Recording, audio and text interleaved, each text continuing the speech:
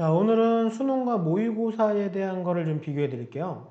많은 친구들이 그러니까 모의고사 성적이 수능 성적과 너무 다르다. 그래서 모의고사 때는 그래도 잘 나왔었는데, 수능 때 가서는, 막 무너졌다.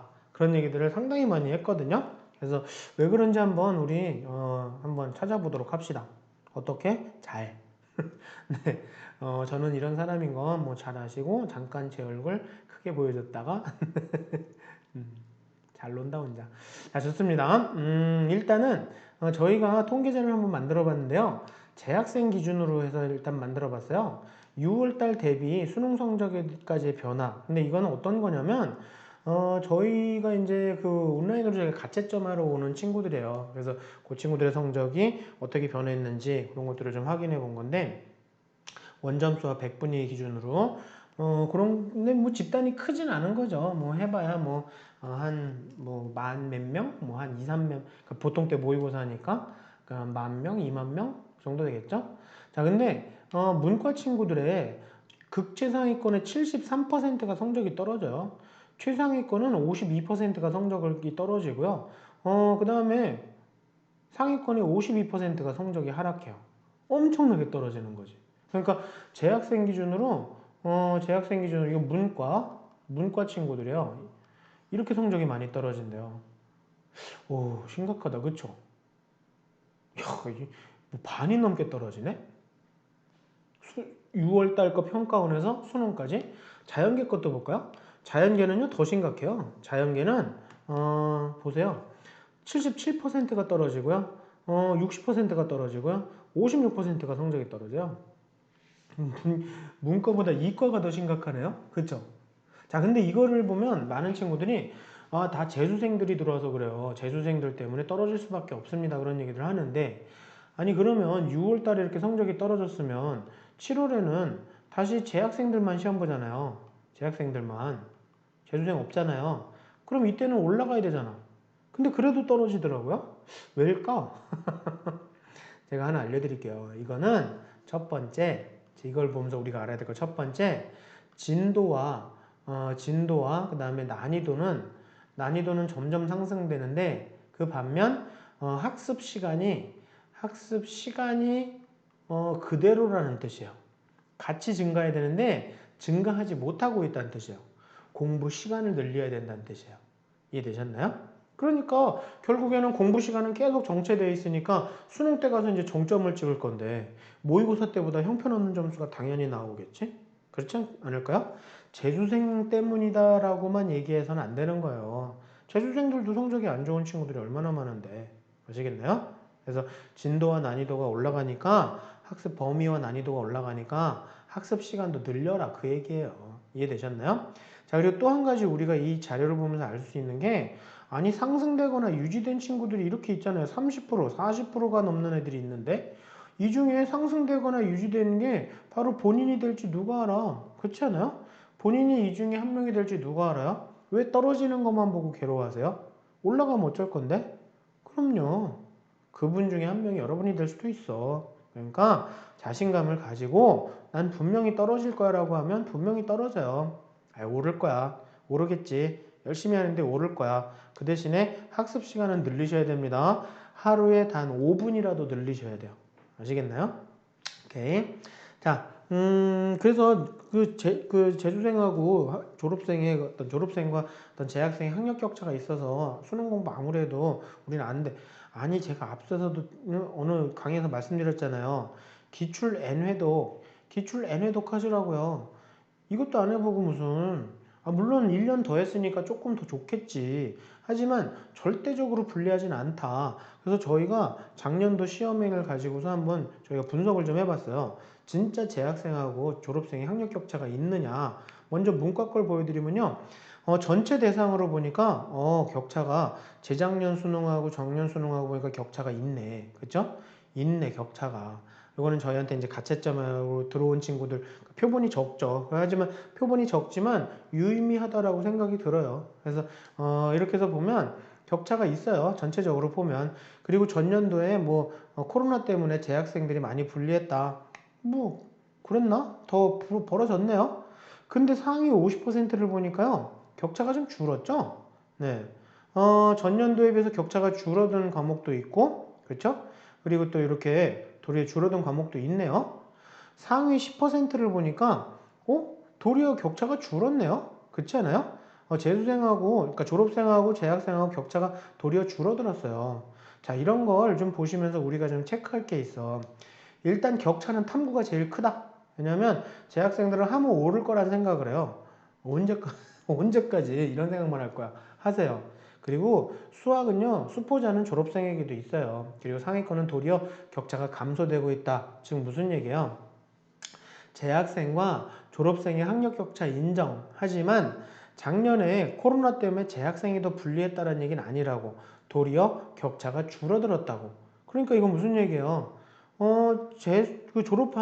졸업한 재수생, 삼수생 친구들, N수생 친구들도 코로나의 환경은 뭐 어쩔 수 없는 거다. 그쵸? 그러니까 이건 무슨 얘기냐면 환경 탓하지 마셔라.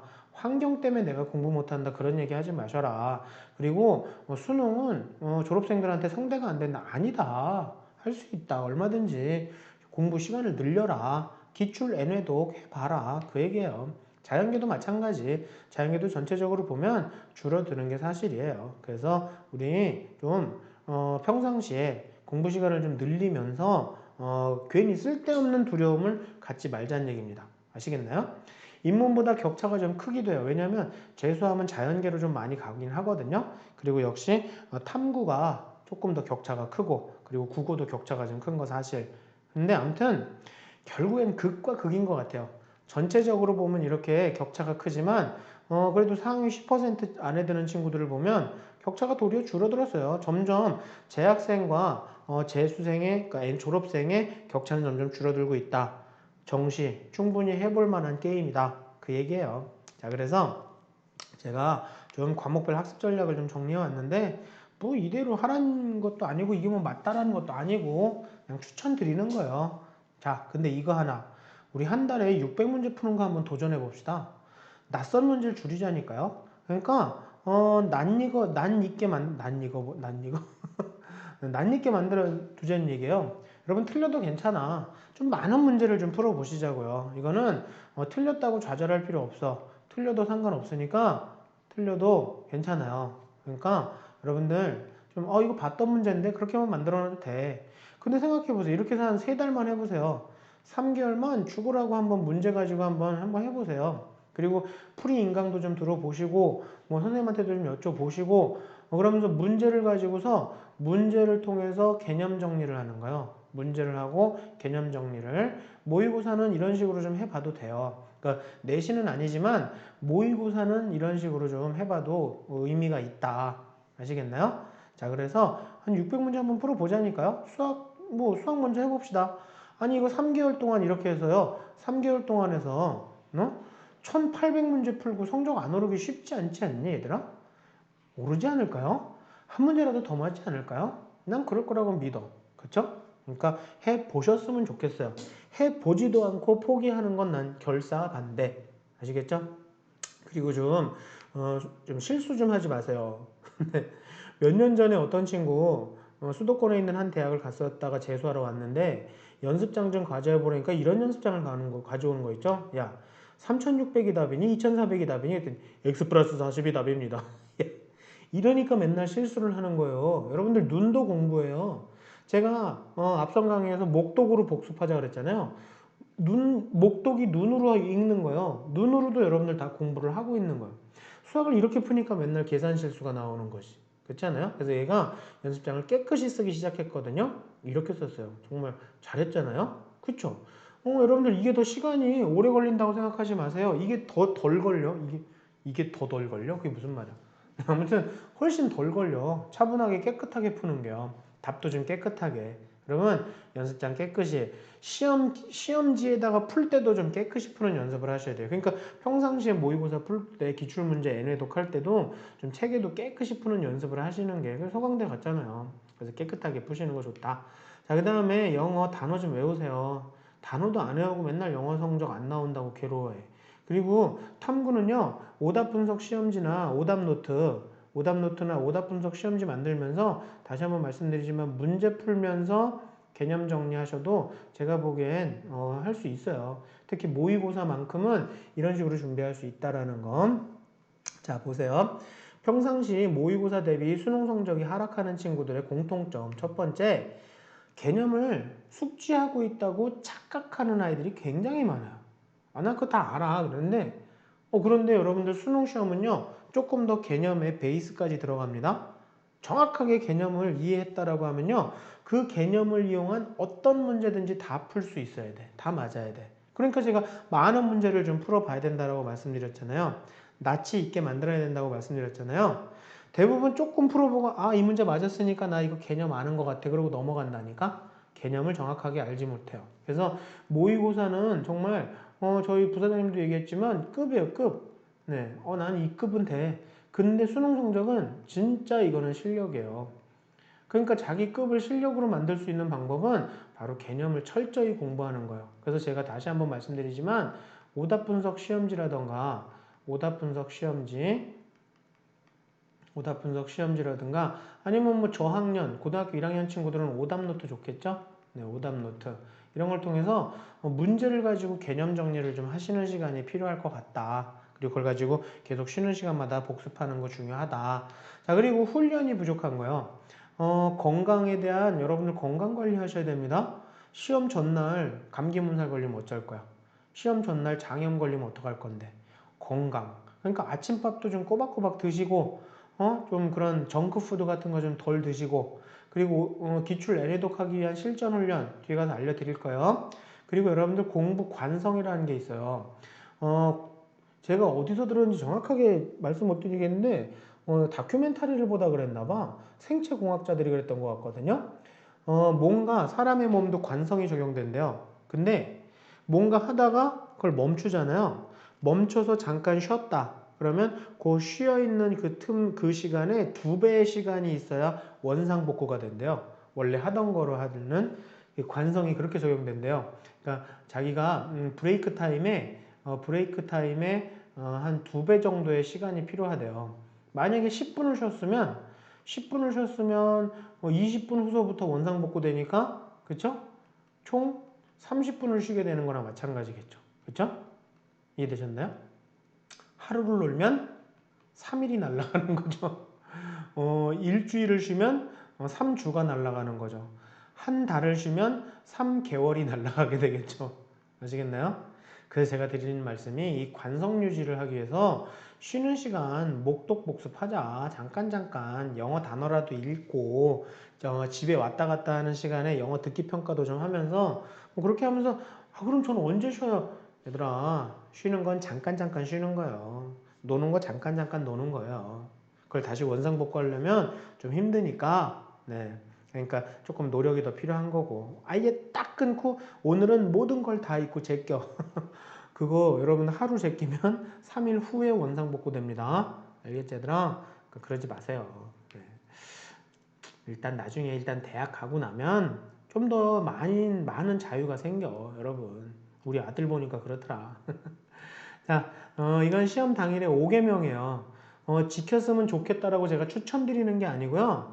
이건 제가 드리는 게 아니에요. 모든 사람들이 똑같이 공감하는 거야. 이거 아니라고 하는 사람 있는지 혹시? 네. 이렇게 자신만만하다 누가 댓글로 당신이 잘못 알았어? 아무튼 제가 여태까지 알고 있는 사람들은 모두 다 계명 맞대요. 여러분들 이렇게 하셔야 돼요. 이렇게 하지 않으면 점수가 안 나와요. 성적이 나오질 않아요. 아시겠나요? 가능하면 이렇게 하세요가 아니고요. 이렇게 하셔야 돼요. 그래서 문제 끝까지 정확하게 읽는 연습하시고요. 지문을 끝까지 읽는 연습하셔야 되고요. 보기도 끝까지 섣불리 선택하시면 이거 보기 잘못 봤다. 분명히 나오거든요. 그리고 이런 그래프나 이런 조건들이 여기에 답이 있어요. 꼼꼼하게 분석하는. 그러니까 평상시 기출문제 분석하라고 제가 말씀드렸죠. 기출문제 풀는 연습해야 된다. 기출 내외도. 그리고 또 2차로 재응시할 때 이런 걸 다시 한번 보시는 거예요. 아시겠나요? 2차 응시할 때는 조금 이런 걸 계속 훈련을 하시는 거예요. 이것도 역시 훈련을 통해서 되는 거예요. 기출문제 풀고 막 실전 훈련을 해보지 않으면 이런 훈련들이 없으면 시험 때만 이렇게 할 수 있다? 택도 없는 소리입니다. 아시겠죠? 그리고 문제 풀이 하고 쉬지 마세요. 끝까지 다 체크하셔야 됩니다. 일찍 끝났다고 놀거나 엎드려 주무시면요. 땅을 치고 후회하실 일이 생겨요. 아시겠죠, 여러분? 다시 체크하는 황금의 시간이라는 거. 이렇게 하면, 적어도 이렇게만 하면 수능과 모의고사 성적의 갭을 줄일 수가 있다는 얘기예요. 아시겠죠? 그래서 여러분들 좋은 결과가 있으셔야 됩니다. 실력과 급은 같게 만드셔야 돼요. 아시겠죠? 수고 많이 하셨습니다. 감사합니다.